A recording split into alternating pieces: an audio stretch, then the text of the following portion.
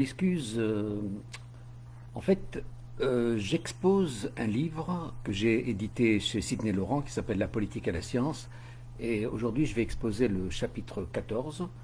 Alors, excusez-moi si j'utilise Facebook, mais c'est plus facile pour moi. La simplicité est tellement utile parce que le passer directement sur le YouTube est un peu plus compliqué. Donc voilà. Euh, c'est un chapitre qui est très long, enfin qui est très long, qui est assez long, et il supposerait peut-être deux ou trois exposés, mais en tout cas il y a plusieurs idées. Il y a une idée importante dans ce travail, c'est que je développe, je réfléchis sur le sujet, et ensuite je mets le titre. Et ensuite le titre ramène la réflexion et ramène de nouveaux sujets. Donc si jamais on repose le problème d'une autre manière, on arrive à reformuler, à répondre différemment. Et donc, il y a de nombreuses réflexions dans ce chapitre. Alors, c'est un écrit de juin 2020. Alors, dans les systèmes démocratiques, la conquête du pouvoir passe par les élections. Les candidats présentent leur projet social, leur programme d'action. Ils sollicitent le suffrage électoral et ils entreprennent une course à plusieurs niveaux. Alors, la démocratie est-elle le meilleur des systèmes? La démocratie électorale est-elle le meilleur des systèmes politiques? Les Européens n'en doutent pas. Et cette réputation nous tient surtout de Winston Churchill, qui en 1945, alors qu'il avait perdu les élections, euh, disons, il avait dit la démocratie est le pire des systèmes à l'exception des autres. Et donc on a valorisé la démocratie électorale comme le meilleur des systèmes, ou alors le pire des systèmes, à l'exception de tous les autres. Euh, alors, bon, est-ce que dans mon article, dans mon chapitre, je parle un peu de Churchill, bien entendu. Au moment où il savourait la victoire finale, Churchill ne fut pas reconduit par les élections et déclara d'une retentissante citation la démocratie est le pire système à l'exception de tous les autres. Et donc cette expression affirme une sorte de regret. Elle entendait que l'arbitrage électoral n'était pas le plus efficace.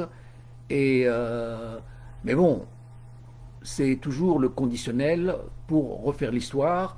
C'est un peu l'argument des défaits. Quand on a perdu une bataille, alors on s'en prend à l'arbitre, on s'en prend à s'il avait sifflé, s'il n'avait pas donné ce penalty, si bien sûr. Enfin, le score final, il est là, vous êtes éliminé et puis on n'en parle plus. Hein. Parce que si jamais on devait discuter les conditions, est-ce que la guerre froide aurait été évitée s'il y avait eu quelqu'un d'autre autre que Churchill, autre que si Churchill avait participé aux négociations de l'après-guerre, ben, autant que la diplomatie de Neuville, Chamberlain, qui sauva la paix en 1938. Donc l'histoire, en fait, juge des faits et on ne refait pas le match, on ne refait pas l'histoire.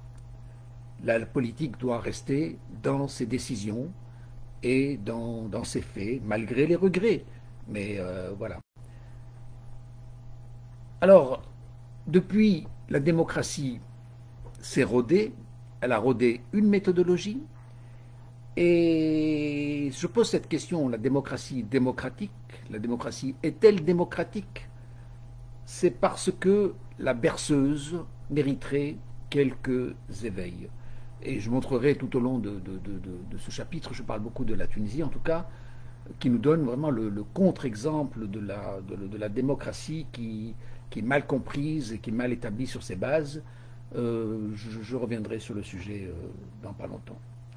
Alors, la berceuse démocratique mérite quelques éveils dans un contexte de désacralisation politique, de dysfonctionnement de l'État, du déclin des autorités, de la dilution des pouvoirs, de la crise des partis politiques, de l'insatisfaction civile des résultats, de la libération de la parole, de la montée des populismes, de la polarisation des opinions, de la détérioration biologique, des échéanciers électoraux, des manipulations sournoises, l'informatisation, les potentialités de l'Internet, etc., les influences, la psychologie, les nouvelles inventions, les nouvelles technologies, l'hypnose, enfin je ne sais quoi. Donc il faut réfléchir, les pouvoirs d'argent. La démocratie doit être revisitée, doit être rediscutée, elle doit être repensée. Alors, l'arbitrage du peuple impose de gagner son adhésion. Il faut lui plaire, il faut le convaincre. Il y a donc un rapport psychologique complexe de l'image et de l'émotion que l'on doit laisser. Alors, vous savez, tous les métiers du monde, tous les métiers de la vie civile sont soumis à des conditions de diplôme, de compétences, parfois de casier judiciaire vierge. Par exemple, si vous voulez travailler dans la sécurité, vous êtes fort, oui, mais à condition non plus, vous ne soyez pas un grand bandit non plus. Donc on vous réclame des certificats, on vous réclame des compétences linguistiques, une expérience de terrain, etc., etc. Et est-ce que la politique devait être autrement? La politique dépend de l'élection. Et l'élection dépend de son financement. Et va dépendre encore de ses influences. Donc la relation tient d'une confiance à établir entre le gouverné et son gouvernant. Donc il faut gagner l'adhésion du vote, et elle suppose de laisser une image positive qui passe par la présence à plusieurs niveaux des médias, de la participation, des débats, des influences, des événements, des mouvements d'idées, etc. La conquête électorale devient une entreprise d'influence pour gagner l'adhésion des votes. Toute une campagne se déroule pour gagner les votes citoyens, sollicitant une science et une organisation autour de l'économie, de la sociologie, de la psychologie, des relations sociales, du marketing politique, des mathématiques, des statistiques, des forces de synthèse, du graphisme, de l'art de la logistique, de l'économat. Il y a les influences cachées de pouvoir, de financement d'influence, de lobby, d'expérience électorale à apporter de nouvelles manières d'influencer ce monde sociétal. Certaines manipulations de savoirs psychosociaux ou informatiques influent sur les états et les résultats. Alors voilà. Alors, pour faire de la politique, il faut passer par l'adhésion électorale. Il faut plaire, il faut satisfaire, il faut avoir un retour, alors que les autres métiers du monde dépendent d'une compétence, d'une expérience. En politique, vous êtes soumis à la décision du peuple. Et alors, pourquoi je disais au début que la démocratie doit se revisiter? C'est parce qu'il y a de nouvelles méthodes d'influence. Il y a des techniques très scientifiques. Donc, celui qui gagne ne gagne pas au nom de ses compétences, il gagne au nom d'un savoir-faire. D'un savoir-faire pour savoir comment les gens votent, de quelle manière, comment les influencer, etc. Donc, la politique devient autre chose que de la politique. Alors, il faut laisser une image publique. Alors, en Europe, pendant longtemps, la politique était politique.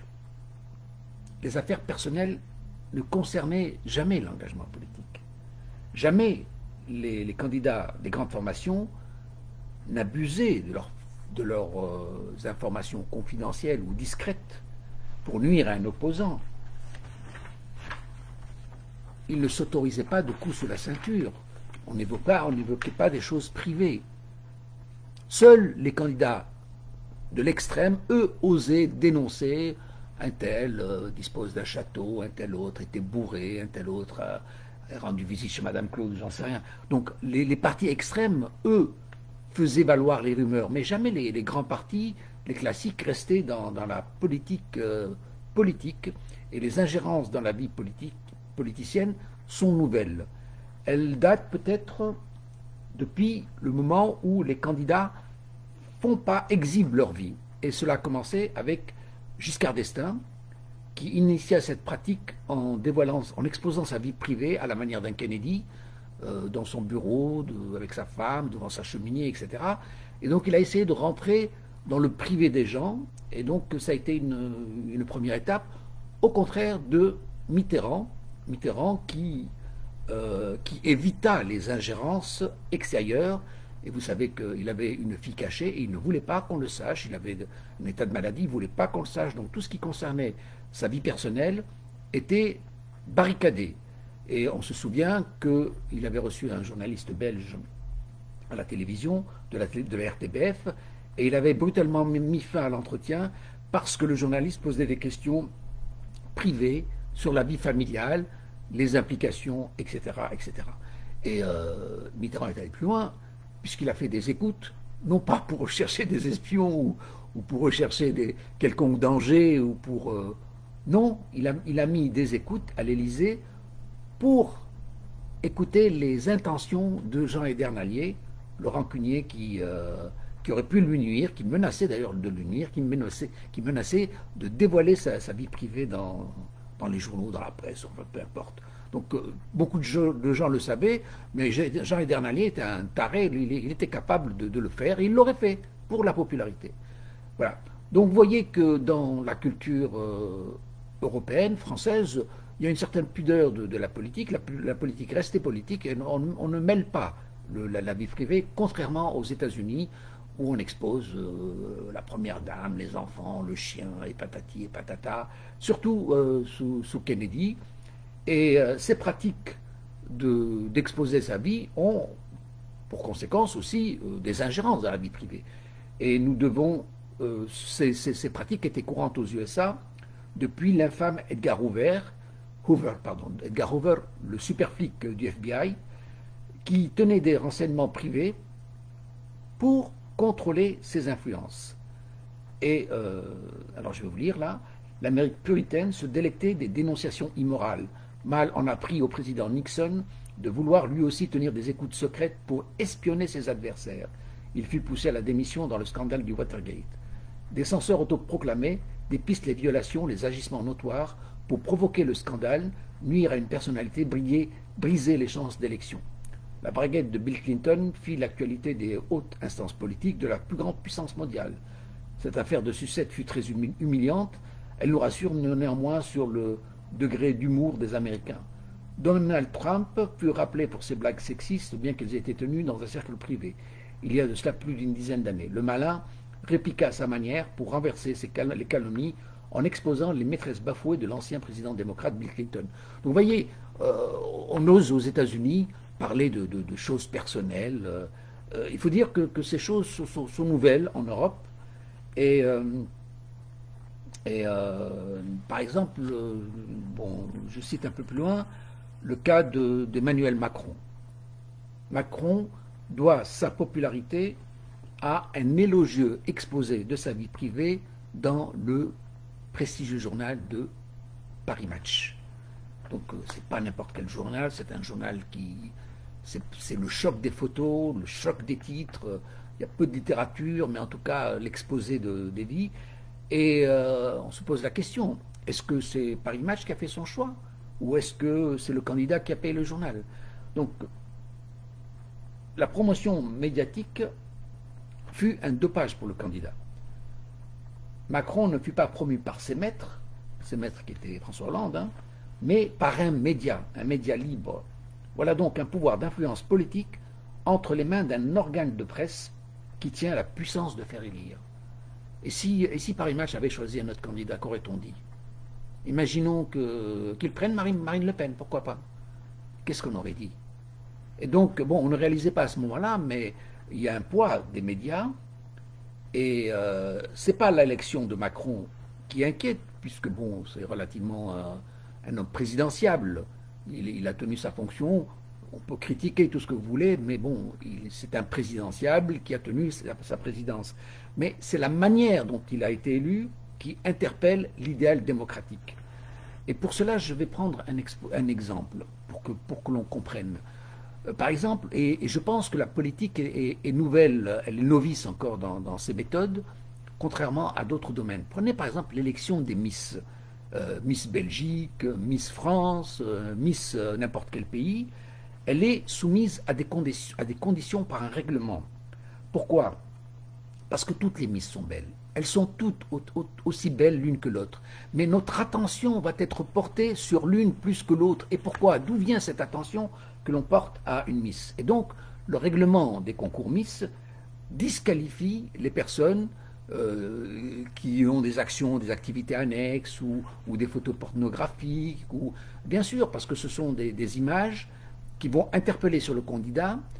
Il y aura un sex appeal, il y aura quelque chose. Et donc, la conduite, l'élection des Miss, elle est rigoureuse dans le sens avec des conditions. Vous ne devez pas prendre de photos, vous ne devez pas faire ceci. Vous représentez quelque chose, il faut avoir l'égalité de candidates neutres. Et donc là, c'est pareil en politique. Lorsque vous avez des autopromotions, j'ai cité Nigel Farage dans le chapitre précédent, ou de Habib Moussi au sein du Parlement, ce sont des attitudes inadmissibles, préjudiciables. Elles se réclament du cadre public, mais elles faussent la vérité des débats parlementaires. On a l'impression que ce qu'ils disent est tenu au nom du peuple, alors qu'en fait non, c'est tenu sur les lieux d'une institution du peuple, mais pour porter des engagements sans la contradiction de la population. Donc il y a un code de déontologie à établir au niveau des candidats, et Macron a été élu grâce, dirait-on, pas uniquement, mais enfin, en partie grâce à Paris Match. Je crois qu'un grand média, bon, je ne sais pas ce que j'ai écrit, hein, j'ai donné des recommandations en tout cas par rapport à ça. Les médias sont tenus par des règles d'information et d'objectivité. La commission électorale devrait étudier les conditions de candidature, de présidentiabilité, des moyens de diffusion médiatique selon le type de médias, le tirage, la pénalisation, la rumeur, calomnie, les mensonges sur le net pour la professionnalisation du métier politique. Les potentialités de l'Internet présentent de nouvelles concurrences et aussi des inquiétudes. C'est-à-dire que, bon, des journaux sérieux font-ils leur choix ou, bon, mais tout ça, c'est par rapport à la démocratie démocratique. Je veux dire, Paris Match a choisi quelqu'un qui reste relativement honorable à la présidence, mais imaginez que Paris Match décide de soutenir quelqu'un qui, à l'actuel en parle, imaginez que Paris Match décide de soutenir Zemmour. Imaginez. Et qu'elle en fasse le président de la République. C'est quand même inquiétant. C'est quand même inquiétant. Ce média, pour le tirage, pour de l'argent, est capable de faire élire un candidat. Donc, est-ce qu'il y a des sous-tables? Est-ce qu'il y a des influences étrangères? Je veux dire que c'est un terrain miné, et c'est pour ça qu'il faut poser la problématique. Ce n'est pas l'élection de Macron qui dérange, mais c'est la réflexion sur les conséquences, les implications, pour établir un code de déontologie, un code de règlement neutre de candidats égaux. Bon, on a vu les attitudes de Nigel Farage, elles ont conduit au Brexit. Maintenant, Nigel Farage, vous allez le courir derrière, il a pris sa retraite, donc il a fait du mal, il a entraîné une grosse conséquence, on en a parlé dans le chapitre précédent, mais maintenant c'est trop tard. Qu'est-ce que vous allez juger le gars? C'est fini. On ne peut plus revenir en arrière, alors que normalement, on devrait. C'est-à-dire que les candidats qui sont en campagne bénéficient d'une immunité durant la période de campagne. Mais si jamais, par exemple, on découvre qu'ils ont été élus par des financements extérieurs, imaginons, par exemple, financement extérieur, ça veut dire des influences étrangères. Et alors, je pense que c'est une forme de trahison. Et au moment même où l'on découvre la faute, je crois qu'il y a suspension dès que la faute est reconnue. Et ils arrêtent d'être présidents. Bon, mais ça fait partie des recommandations, je vais un peu plus loin. Donc, les conditions de l'éligibilité des candidats doivent être étudiées en politique pour éviter les pires écueils et la triche. La participation devait être conditionnée à des compétences afin d'éviter les influences, prévenir l'égalité des candidatures, l'égalité et les compétences de candidature. Ça, c'est essentiel.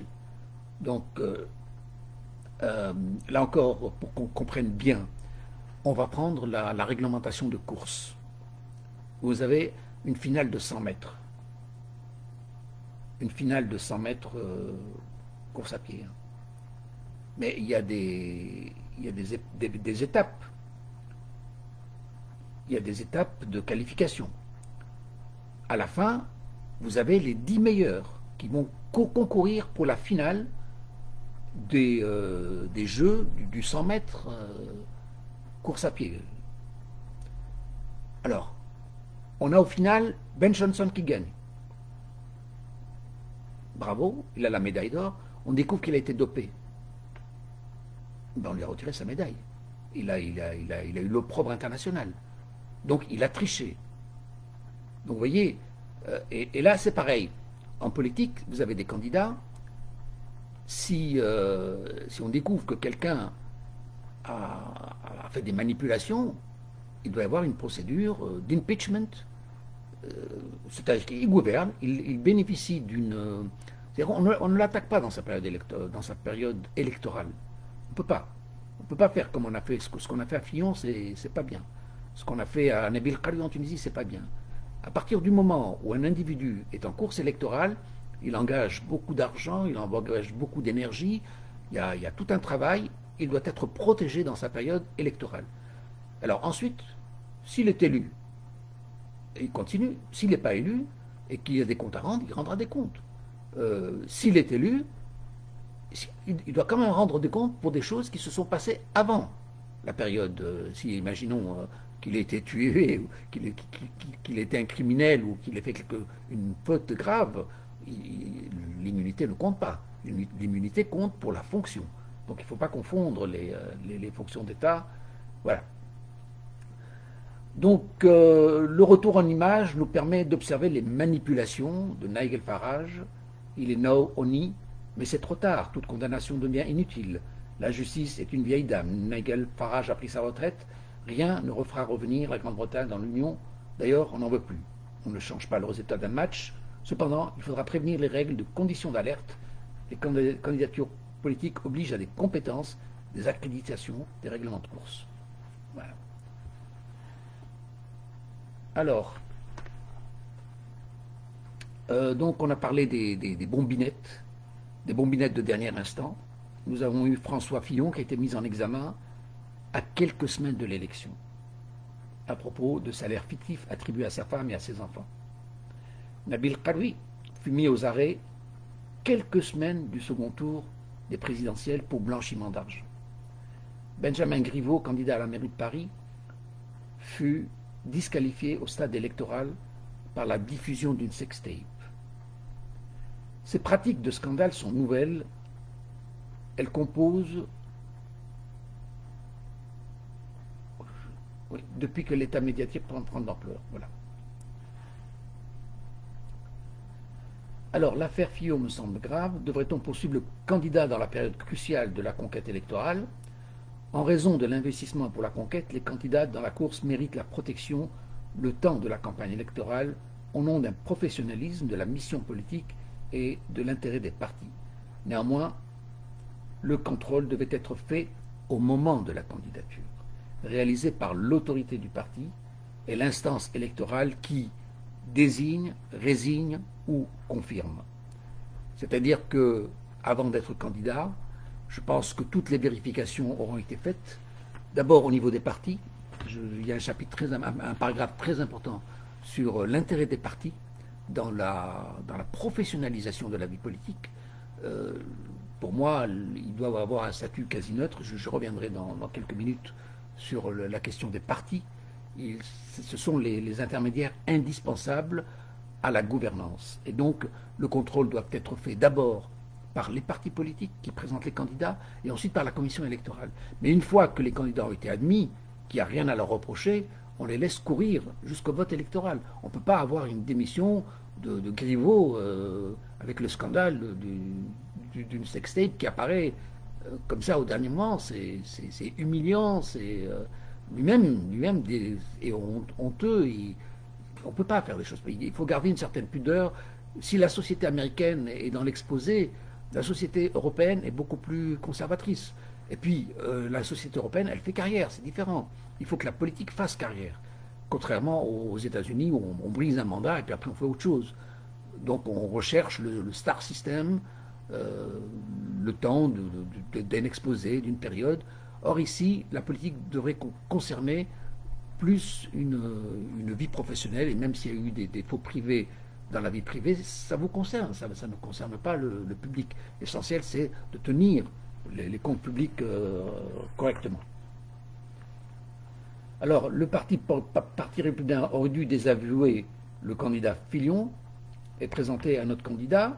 Or, le parti n'a pas débattu du soutien au candidat et de la confiance qu'il lui accordait, puisque François Fillon agissait en candidat et chef de parti. Là encore, c'est quelque chose qui est incohérent. Il organisait des débats personnalisés sans rendre compte à une assemblée démocratique du parti. Donc vous voyez, on ne peut pas être le président d'un parti qui décide et être en même temps le candidat qui se présente aux élections présidentielles. Le président d'un parti est indépendant et lui nomme il peut même nommer 2 candidats, pourquoi pas. Un parti politique nommerait les candidats présidentiables et il laisserait à la France le droit de juger. Et par exemple, on a eu ça au niveau du Parti socialiste, il y avait entre Hamon et Ségolène Royal, bon, on peut préférer à Royal à Hamon, et puis si on vote au sein du parti, on se rend compte que Hamon a plus de succès, est-ce qu'il faut choisir le candidat Hamon? On aurait pu prendre les 2 candidats à mettre sur le terrain, et on laisse à la France de juger, on laisse au vote électoral, et ensuite on peut, au deuxième tour, se ranger autour du candidat socialiste. Voilà, ce sont des idées qui sont proposées, plus dans le détail. Alors, les bons gouvernants, les bons candidats font-ils les bons gouvernants? C'est une question classique. Les belles femmes font-elles de merveilleuses épouses? Il faut d'abord les épouser, pour savoir si elles sont de bonnes épouses. Donc, vous voyez, c'est pareil. Voilà, je ne vais pas développer tout ça. Les énergies des politiciens sont différentes à la conquête et l'exercice du pouvoir. Oui, alors la conquête du pouvoir, il y a d'abord une étape où il faut convaincre, et puis il faut être élu, et puis ensuite il faut gérer. Donc ce sont 3 étapes différentes. Et je sais qu'on avait dit de Sarkozy que c'était un excellent candidat, mais c'était un moins bon président. Et puis celui qui n'est pas élu, on l'oublie, donc on ne sait même pas juger. Par exemple, si vous avez des personnalités comme Al Gore ou Bernie Sanders, auraient-ils été des bons gouvernants? Ils ont été de bons candidats, avec de bonnes idées.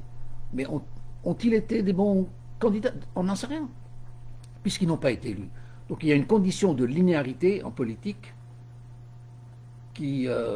pour justifier la bonne gouvernance. On peut être apprécié bon gouvernant qu'avec l'exercice de la gouvernance. Et donc, il y a là toute la question aussi de l'évaluation. Comment évalue-t-on une bonne présidence, un bon mandat présidentiel, un bon mandat électoral? On a l'âge du temps. L'être humain est diminué. Donc, par exemple, nous avons des personnalités intouchables. Des personnalités comme De Gaulle ou comme le président Bourguiba sont réputés de bons présidents. Mon point de vue est absolument divergent, particulièrement pour le général de Gaulle, mais on ne peut pas critiquer le général de Gaulle en France. On ne peut pas le critiquer. Il a mené une politique, il a été pour moi le dernier dictateur de France, mais ce sont des choses qui ne sont inentendables. On n'apprécie pas que vous dites des choses pareilles. Bourguiba, c'est pareil, on vous dresse un bon mausolée, etc. Mais bon, si on fait le bilan de ces 33 ans de carrière, c'est quand même... D'abord, qui évalue? Y a-t-il une institution qui évalue? Est-ce qu'on est nostalgique de Bourguiba ou est-ce qu'on est nostalgique de son époque? Alors, des personnalités comme ça qui sont anoblies, telles que Nasser en Égypte, aussi c'est pareil. Nasser est quelqu'un de supposé être grandiose, mais pour moi Nasser n'a pas été un grand homme, au contraire. Il a fait beaucoup de mal à l'Égypte. Qui fait l'évaluation des personnalités politiques? Voilà. Bon, il y a tout un paragraphe sur ça. Au sens inverse, nous avons des Ronald Reagan ou des Donald Trump qui ont été moqués pour leur brutalité de cow-boy ou de raciste sectaire. Pourtant, le premier contribua à la fin de la guerre froide, au redressement économique à la déréglementation qui ouvrit la fameuse voie de l'Internet d'aujourd'hui. Jimmy Carter, lui, par contre, qui était supposé un humaniste, un bon président, très humain. Pourtant, sa politique à l'égard de l'Afghanistan a été peut-être la source des états de guerre. La montée des intégrismes, la montée de l'islamisme, les perturbations de tout l'Orient. Alors, je ne dis pas qu'il fallait laisser l'Afghanistan aux Russes, non, mais on a soutenu la rébellion islamique et à ce jour, donc nous devons ça à une politique de Jimmy Carter. Peut-être que c'est aussi ses successeurs, en tout cas elle a été initiée par Jimmy Carter. Alors, qu'est-ce qu'on a comme exemple? Il n'est pas non plus acquis que Donald Trump ait été un mauvais président des USA. Malgré un langage impromptu, il s'avéra non interventionniste, le moins criminaliste, le moins internationaliste, sans dérangement pour la perte d'influence américaine. Il apporta une nouvelle conduite des affaires de l'État, replié aux intérêts US, il bouscula les accords, réduisit les interventions, renouvela une voie isolationniste. Est-ce bien pour l'Amérique? Ce désintérêt ne déplaît pas. Voilà. Bon. Je vais... ah oui. Aurait-on imaginé le contraire avec l'excellence d'une candidature de Hillary Clinton qui aurait ravagé de feu les interventions américaines en Orient, en Iran, en Russie pour porter la puissance américaine? Rappelons que la brillante Hillary Clinton a géré le dossier libyen qui a provoqué cette longue guerre dans laquelle le peuple a sombré dans la sauvagerie. Je rappelle, j'ai écrit ce texte en 2019, hein, donc bon, il ne perd pas de son actualité. Le sujet reste le même. Alors, les conditions d'accès au pouvoir. Alors, on a parlé de l'armée, du pouvoir militaire. Je vais sauter cette partie. Alors, je parle de De Gaulle, beaucoup de De Gaulle. Je parle beaucoup des indépendances. Alors, le pouvoir médiatique, je vous ai parlé de Macron. Comment est-ce que le journal Paris Match a été capable de promouvoir une personne? Est-ce que c'est le choix du journal ou est-ce que c'est le candidat qui a financé le journal? Donc il y a des sous-tables là qui ne sont pas claires. Ils ont pour résultat d'avoir popularisé un candidat. Je ne dis pas c'est mal, hein, mais j'envisage les risques, c'est tout. C'est-à-dire qu'aujourd'hui on a fait le choix de quelqu'un qui est correct. Mais imaginez que le journal ait choisi de valoriser Zemmour, par exemple, ou quelqu'un d'influence. Bon, ça a toujours existé, hein, avec la franc-maçonnerie, les influences cachées, etc. C'est pas nouveau, hein, c'est pas nouveau. Là maintenant, c'est un peu plus clair avec la manipulation du pouvoir des médias, qui sont le quatrième pouvoir. Alors, j'ai une partie très intéressante aussi sur le pouvoir médiatique. Je ne vais pas pouvoir tout lire. Mais ce qu'on peut dire, c'est que les potentialités de l'Internet ont modifié la donne. Les médias classiques sont concurrencés par la liberté de diffusion. Ils ont gagné un large écho et un pouvoir d'institution publique. C'est-à-dire qu'autrefois, les pouvoirs médiatiques, donc le quatrième pouvoir, le pouvoir citoyen, a un rôle de contrôle civil, la parole du peuple, l'expression des opinions, qui est capable de recomposer les faits sociaux, d'identifier, de réexprimer les opinions et les sentiments. Or, ces médias ne tiennent plus ce rôle exclusif de complice citoyen, de porte-parole. Ils ne tiennent plus la conscience populaire, par crainte aussi de faire la promotion d'individus ou de valoriser ou de faire un star-système. Ils craignent d'être instrumentalisés par les instruments cachés, par les intérêts cachés. Ils craignent d'être instrumentalisés par des intérêts cachés. Leurs difficultés financières induisent encore leur crise existentielle. Le soutien public devient indispensable à une presse responsable, à une édition utile, à une philosophie nécessaire. le modèle d'aide à la sécurité sociale ou à l'aide judiciaire pourrait autant considérer la production intellectuelle, l'aide alimentaire ou la création culturelle. Donc là, c'est une petite recommandation que je fais dans le sens que l'intelligence civile ne parvient plus à vivre.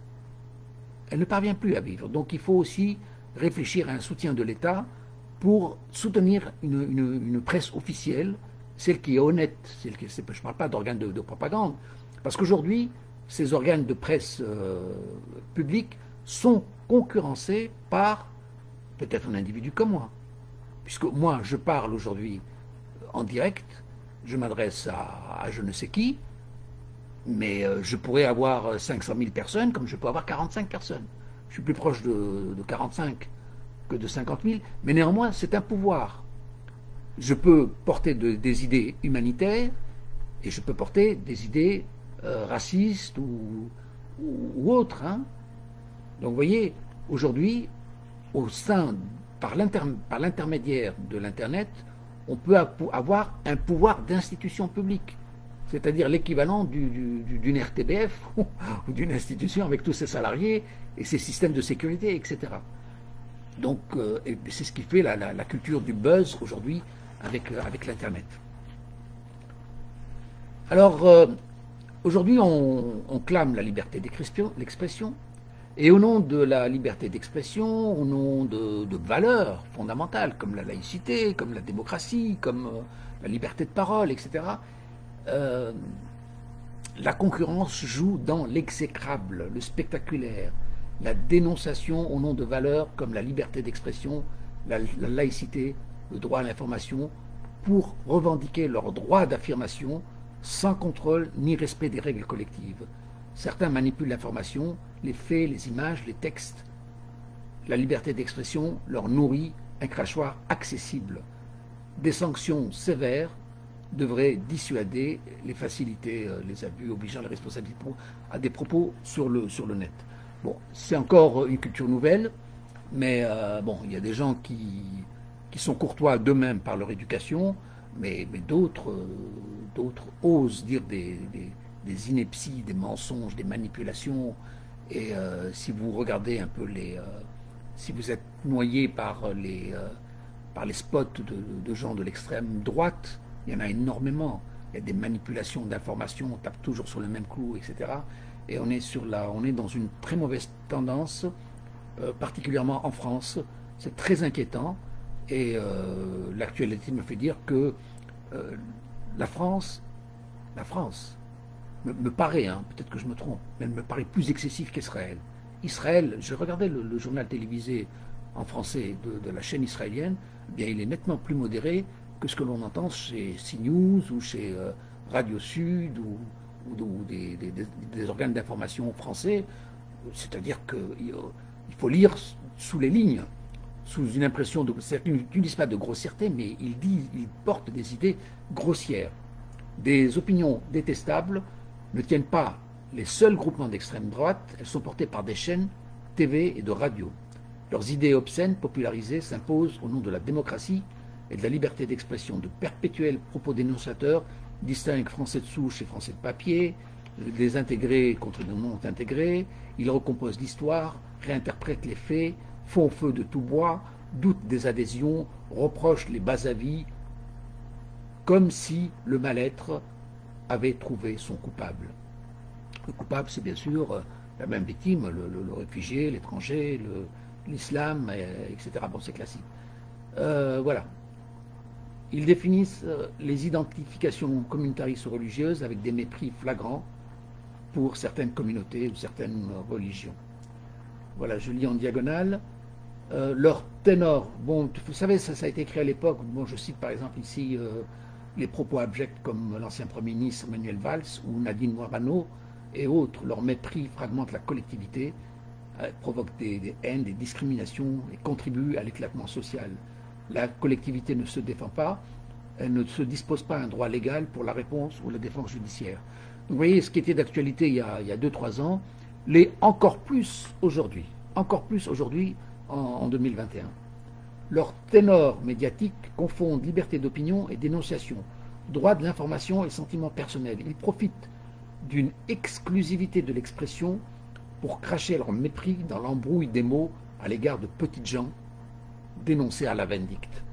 Quelques journaleux et pitosophes, journaleux parce qu'on ne peut pas appeler ça des journalistes, et pitosophes parce que ce n'est sûrement pas des philosophes, ont le privilège de se pavaner sur les ondes sans respect des gens, ni pudeur d'expression, ni contradiction, ni droit de réponse. Ils distillent à coups de grands rires, d'amitié, leurs idées obscènes, dialectisent leur haine, falsifient la connaissance, distinguent les humains, bafouent les émotions, dénoncent les complots, prenant le soin de se désengager de la politique et de nous faire croire à leur neutralité. Ils ne se réclament d'aucun parti afin de mieux abuser du droit d'information pour déclarer leurs opinions, porter leurs partisans. Les facilités de l'Internet ont amplifié les opinions aux dépens d'une objectivité de la connaissance. Cette forme de propagande ne tient plus de déontologie, elle agit dans la déloyauté et fait le lit des extrêmes. Alors, ce bouquin que j'ai écrit a été motivé par cette tendance. Alors, en octobre 2017, j'ai écrit au président Macron et je lui ai dit « Éric Zemmour, homme le plus dangereux de France.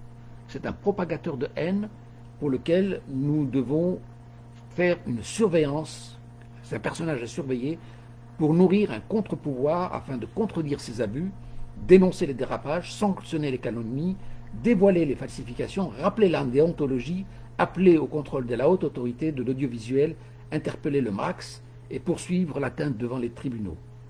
L'affaire était de sécurité publique, de responsabilité collective et de démocratie. » Alors, j'ai écrit au président Macron. J'ai reçu, allez, je vous le dis entre nous, une réponse stupide, mais j'ai tellement été offusqué que j'ai fait ce livre. En fait, c'est une réponse, ça m'a motivé, parce que je trouvais qu'on était dans un tournant. La société est bouleversée, et je ne croyais pas si bien dire, puisque regardez, aujourd'hui, Zemmour, il est quasi candidat à la présidentielle en France. Il a un succès incroyable. Toutes les assassinats, regardez, il y a deux jours, là, on a eu l'assassinat de Sarah Halimi. Du coup, tout de suite, c'est signalé anti-juif. Mais attendez, le racisme, il est anti-juif, il est anti-pauvre, il est anti-réfugié, il est anti-agricole, il est anti... Qu'est-ce que je veux vous dire? Le racisme, en ce moment, il s'exprime sur tous les bords. Il est anti-arabe, il est anti-immigré, il est anti-musulman, et il se déclare de plus en plus. Donc il faut apaiser, il ne faut pas... Et au contraire, alors les mêmes tapent sur toujours les mêmes clous, mais les mêmes clous pour dénoncer les autres, et on trouve toujours un coupable. Et donc la société, en tout cas la société française pour le moment, va très très mal. Et ce qui est bizarre, c'est que l'extrême droite ne dit rien. Elle se régale, puisque elle a mis le feu, et maintenant qu'il y a l'incendie, elle se retire et elle regarde. Et 2022, elle va récolter les bénéfices. Voilà. Donc, et je lui avais dit dans ce courrier, j'ai écrit donc il y a longtemps, faute d'action au moment adéquat, la dérive portera sa réaction en 2022. Donc, c'est écrit en 2017, hein. En 2022, si ce n'est pas Marine Le Pen ou Nicolas Dupont-Aignan, nous verrions Maréchal ou d'autres. Enfin bon, à l'époque, c'était les extrêmes, mais aujourd'hui, Zemmour apparaît comme un modéré. Il est dépassé par les Goldnadel, les Jean Messia, bon, puis Kelkrot était connu déjà à l'époque, les Sarah Lévy, Isabelle Lévy étaient connues aussi. Donc aujourd'hui, on a tous ces gens d'extrémistes de l'extrême qui ont la parole officielle et on ne peut plus leur répondre. Il y a aussi le Roufioff, le rédacteur en chef du Figaro, c'est quand même un grand journal. Se permettre de parler de cette manière sur CNews, c'est quand même abominable. Et l'autre, là, Rouffiol, je crois, non pas Rouffiol, il y en a un autre qui est sur Radio Sud en France, c'est pareil. C'est un Libanais extrémiste là, qui est en train de nous amener sa guerre civile, et il n'invite que des gens extrémistes.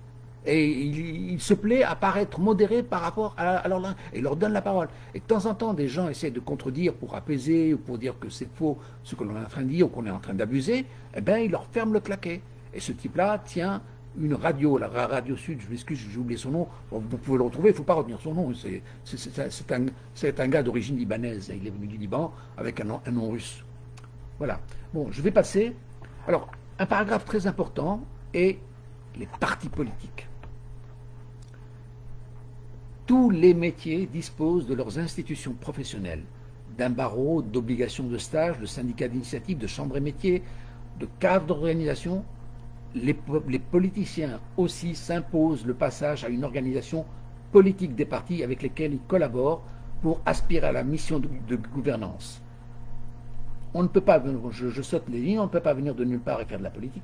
Les partis politiques sont des boîtes à pensée représentant le cadre organisé de la pensée proche des universités et des médias avec une ouverture totale à la connaissance, aux opinions et aux projets sociaux.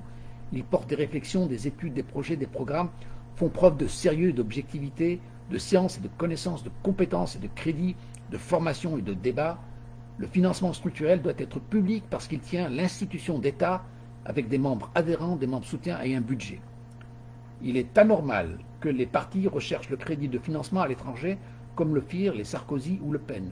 Ils ne peuvent pas dépendre de financements cachés, privés ou extérieurs pour payer leur campagne, à l'exception des symposiums, participations internationales, débats idéologiques sur l'humanité, la société, la culture, la science, l'écologie. Ils devraient être la principale voie d'accès au pouvoir. Les partis sont des institutions d'État quasi publiques, l'intermédiaire indispensable, passage obligé de l'ordre public de la gouvernance pour le choix, la sélection, la formation, la concurrence et la décision. Ils composent le filtre de la gouvernance, l'intermédiaire, l'école politicienne qui forme, qui porte, qui conduit les candidats.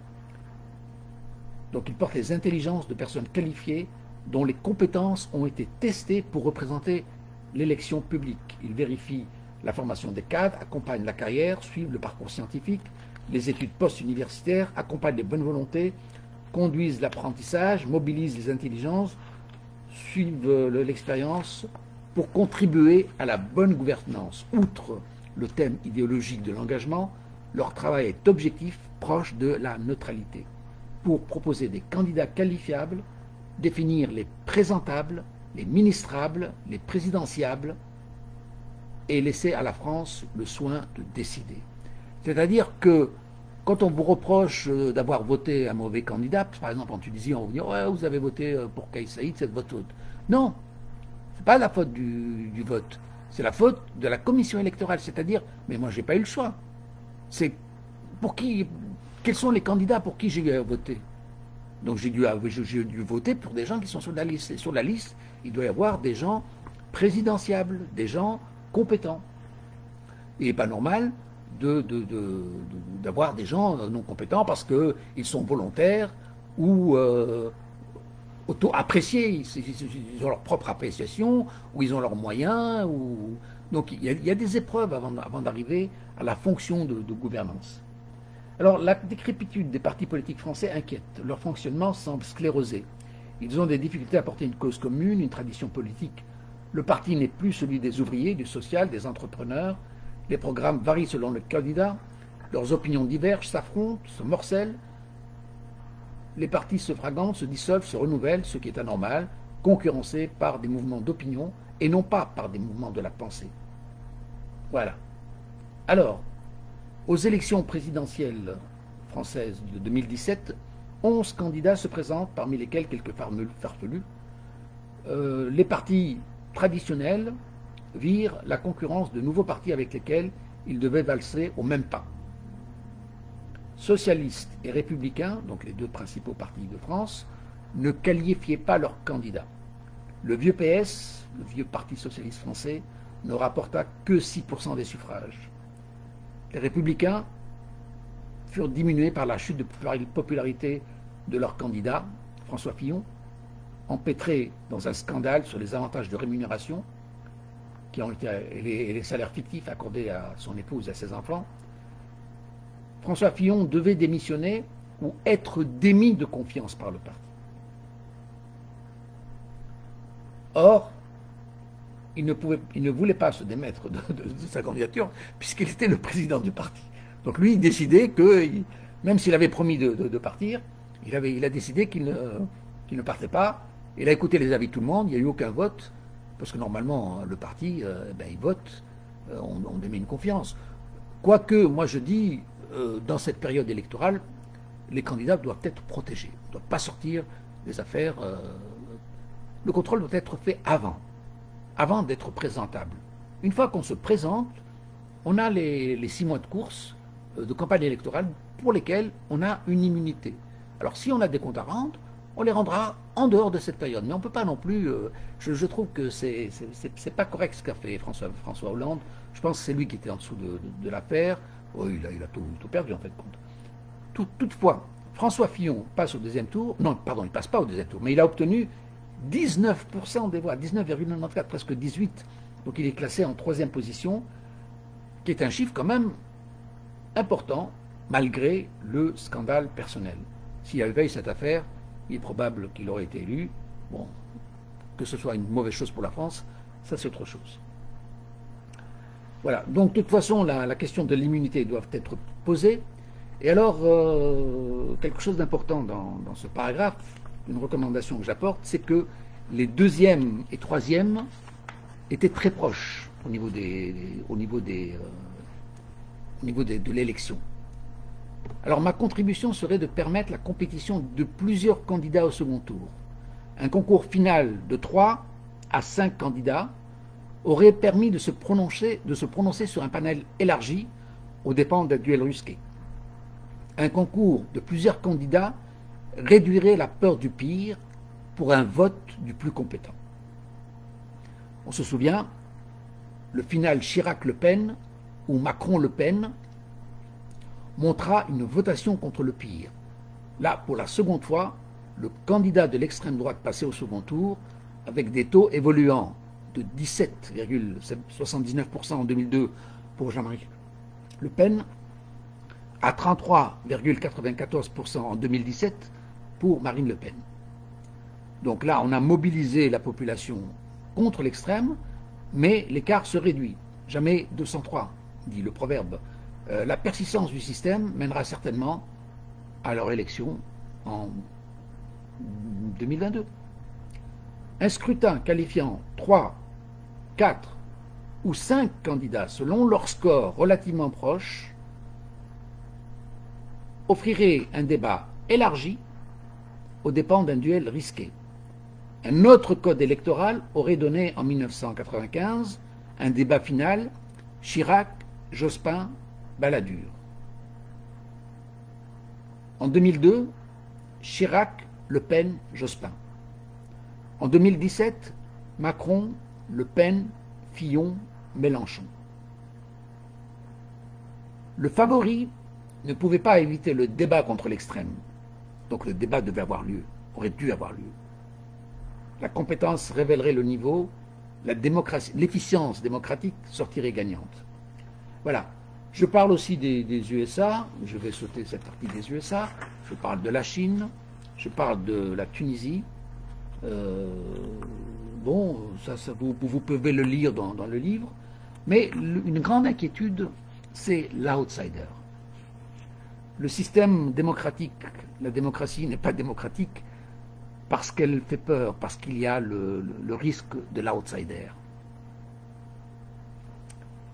L'élection met à égalité les candidats de partis et les indépendants, avec le risque de l'imprévisibilité. Alors l'outsider, de personnes méconnues ou de personnes charismatiques, qui peuvent gagner les élections et qui peuvent s'avérer incompétentes. Je m'excuse encore de signaler, Kais Saïd en Tunisie, il est bien gentil, il est bien honnête, et il est incompétent, il n'a jamais rien, il n'a aucune expérience. Que voulez-vous faire? Est-ce qu'on va gérer un pays avec des gens honnêtes? Mais ça ne suffit pas. L'honnêteté c'est bien, mais il faut aussi la compétence. J'étais très critique sur la Tunisie, mais bon, vous n'avez qu'à lire, hein. Je ne vais pas exposer tout ça. Alors, l'égalité des gens est une inégalité de compétences qui remettrait les rênes de l'État à un novice. Le risque de voir gagner un outsider inquiète. Une bonne gouvernance ne peut pas laisser courir des gens inaptes, extrémistes, dangereux. Il s'agit de conduire une destinée des peuples, de gérer les besoins socio-économiques, de tenir les relations internationales, de satisfaire aux besoins dans un contexte tourmenté. Il devient ironique de voter le populisme et l'arrogance aux dépens de la compétence, de la sagesse, de la performance et de la responsabilité. L'imprévisibilité en politique est une déstabilisation de l'État. Les démocraties populaires deviennent irrationnelles lorsqu'elles confient les rênes de l'État à des incompétents inexpérimentés. Elle devient coûteuse, brutale, non performante. La démocratie devient brutale, manipulatrice, réservée à une clique. Elle conduit à des dérives qui font chavirer la planète. La raison ne tient pas d'un choix du peuple, mais de la sélection des candidats. Une bonne gouvernance ne devrait pas laisser courir les gens inaptes. Elle justifie une compétence de gestion politique d'ouverture à une gouvernance mondiale pour le local. L'état du monde délabré ne peut plus se permettre ce désintérêt des gouvernements, ni un apprentissage de la politique aux dépens des nations. L'actualité électorale interpelle en Italie, au Brésil, en France, aux États-Unis et en Tunisie. Les partis traditionnels ont échoué. Les victoires de Trump, Macron, Bolsonaro, Salvini, Saïd ont été des surprises plus ou moins extrêmes. L'appel des urnes tient les risques de rupture et de déstabilisation, contraignant la bonne gouvernance. Si les vieilles démocraties tiennent le risque, les jeunes démocraties sont imprévisibles. La victoire de l'outsider n'a pas fait sombrer les démocraties occidentales en raison d'une solidité des États, quoique non impossible. En revanche, la jeune démocratie tunisienne offre le contre-exemple de mise en garde aux nations progressistes. Le modèle politique est inspiré d'une démocratie extérieure. Il produit un désordre particulièrement interpellant d'incompétence à tous les niveaux des pouvoirs élus. Le peuple a choisi une pléiade de gens incompétents pour gouverner sa présidence républicaine, son Assemblée nationale, ses municipalités. Les élections tunisiennes interpellent, malgré la course des farfelus, deux outsiders passés au second tour. Kais Saïd n'avait pas de programme, ni de compétences, ni expérience, ni présence, a été élu pour diriger un pays dans la période de tourmente. Les outsiders équivalents avaient obtenu 0,34% des voix pour Farfar, 0,2% pour Haïdi, 0,2% pour Jaloula, et lui, Kais Saïd, a obtenu 18,42% au premier tour, et donc il passa au stade final. La suite était facile, face à un candidat accusé de corruption, emprisonné, qui a été libéré la veille du débat public. Et voilà. Donc là, la partie était gagnée, c'était facile. Mais bon, nous avons eu deux outsiders, et donc la démocratie tunisienne inquiète, perturbe. Et je reviendrai sur le financement de l'Union européenne, parce que l'Union européenne a soutenu la démocratie tunisienne, mais elle a soutenu la bagnole aux dépens du conducteur. Je vais revenir sur ce sujet qui est très très important, et l'Union européenne le savait, puisqu'il y a une quinzaine d'années, elle avait organisé des élections en Palestine. Et qui a gagné? C'était le Hamas. Oui, quand vous faites l'appel démocratique, qui est le plus sensible à vos souffrances, à vos douleurs? C'était le Hamas. Eh bien, le Hamas, mais est-ce que le Hamas était le meilleur gouvernant? Bon, sans juger l'appartenance au Hamas, mais les candidats qui vont gouverner le pays sont-ils compétents? Savent-ils ce que c'est comment gérer l'intérêt public? Donc on aurait dû, depuis plus de 15 ans, s'interroger. Et depuis plus de 15 ans, l'Union européenne aide les systèmes démocratiques. Elle croit bien faire, mais en fait non. Elle aide, elle finance la bagnole au lieu de financer la conduite. Alors, comment est-ce que Kais Saïd a-t-il gagné sa popularité? Est-ce qu'avec ses post-cafés, sa gentillesse et son capucin? Les élections ont-elles été manipulées par des cyberactivistes ou des hackers qui ont expérimenté leur méthode d'influence? Ça aussi, c'est encore possible. C'est encore possible. Vous savez, on a dit de Trump qu'il avait été influencé, en tout cas manipulé par des votes russes. Mais c'est possible. Donc des interventions étrangères dans les élections sont possibles. Aujourd'hui, on a de nouvelles techniques, de nouvelles méthodes, Et le cas de l'élection de Kais Saied, c'est une intrigue. Enfin, pour moi, c'est une intrigue. Peut-être. Qu'est-ce qui s'est passé? Qu'est-ce qui s'est passé? Est-ce qu'il y a des nouvelles technologies qui portent des potentialités nouvelles? Est-ce que la Tunisie a été utilisée en laboratoire d'essais techniques? Quel privilège pour le candidat? Pourquoi a-t-on choisi celui-là? Pour nous faire du mal? Parce que celui qui a choisi Kais Saied, pourquoi n'a-t-il pas choisi Jaloula ou Farfar ou un autre qui sont déjà plus compétents sur les questions politiques? Là, c'est un inconnu. Pourquoi ce choix a été fait sur un inconstitutionnel, un constitutionnaliste incompétent, inexpérimenté? C'est quelqu'un qui nous veut du mal qui a choisi ce candidat. L'appréhension m'est réelle malgré l'indisposition du moindre élément de preuve. La Tunisie fut un laboratoire où l'on expérimenta le cobaye. Le cobaye, c'est le Tunisien. Voilà. Alors bon, je vais éviter toute cette partie où je parle de Kais Saied, comment il parle d'orgueil du peuple, contre la corruption, l'état de désordre total. Kais Saied se désignait d'un orgueil du peuple pour la volonté de Dieu à un moment de l'histoire, de la révolution et d'un flou de la parole qui n'exprime rien. Le candidat discourt dans une pureté de langue qui le rend savant et très éloigné du populaire. Les destinées d'un pays étaient remises à un apprenti maître dont on lit un retour des vieilles brumes qu'Habib Bourguiba avait combattu dans les années 60. On croyait échouer les idéologies du nationalisme arabe. Voici venue la présidence démocratique d'un arabiste pure souche, malgré une tradition libérale de tolérance et d'ouverture économique. La Tunisie réalisait une brutale rupture. Le monde a soutenu le processus démocratique qui porta un élu désintéressé du monde. Kais Saied ne se rendit pas à Addis Abeba, ne rencontra pas les sommets du monde en raison d'une angine. Il ne se rendit pas non plus à Berlin au prétexte qu'on aurait tardivement informé l'Artaban. Le président tunisien avait d'autres urgences que de rencontrer l'élite mondiale ou de traiter de la guerre civile en Libye, à la frontière sud du pays, là où la prétention de l'arabiste d'un pays arabe pouvait le plus apporter à un autre pays arabe. C'est-à-dire que même là où il est le plus compétent, le plus revendicatif, eh bien, il est absent. Bon, mais je cite ces voyages de Berlin, c'était en début de l'année 2020, donc lors de son mandat, il n'a pas voulu se rendre au sommet africain, il ne s'est pas rendu à Berlin, et quand on l'a invité, il a dit c'est trop tard. Enfin bref, déjà il a commencé par une incompétence, et le processus électoral devient inquiétant.